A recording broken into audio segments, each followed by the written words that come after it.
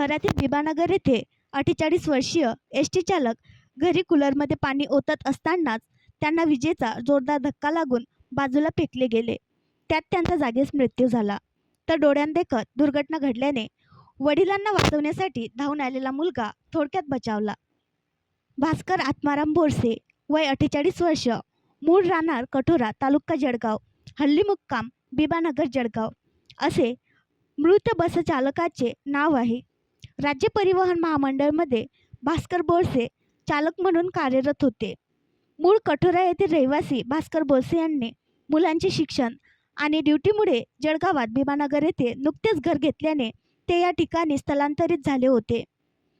शनिवारी दुपारी 1:30ला ते ड्युटीवरून घरी परतले. प्रचंड उकाड्यात कूलरही काम करत नाही म्हटल्यावर त्यांनी पहिले तर कूलरमध्ये पाणी कमी होते, यामुळे कूलरमध्ये पाणी ओतताना त्यांना कूलरचा जोरदार धक्का लागून ते दूरवर फेकले गेले. त्यात ते जागीच बेशुद्ध पडले. घडलेला प्रकार डोळ्यांनी बघत असलेल्या मुलाने वडिलांना वाचवण्यासाठी धाव घेतली. त्यालाही धक्का लागला, मात्र तो थोडक्यात वाचवला.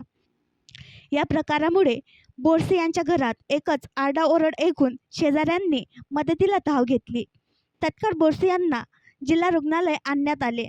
वैद्यकीय अधिकारी डॉक्टर सुशांत निकुम यांनी तपासून त्यांना मृत घोषित केले.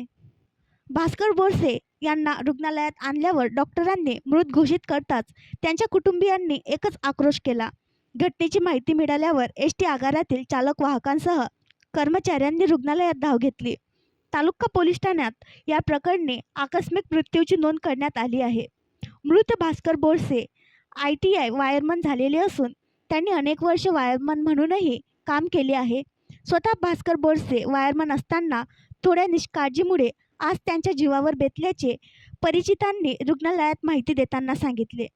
नागरिकांना आवाहन: उन्हाळा सुरू झाल्यापासून कूलरचा शॉक लागून मृत्युमुखी पडल्याची ही 3री-4थी घटना आहे.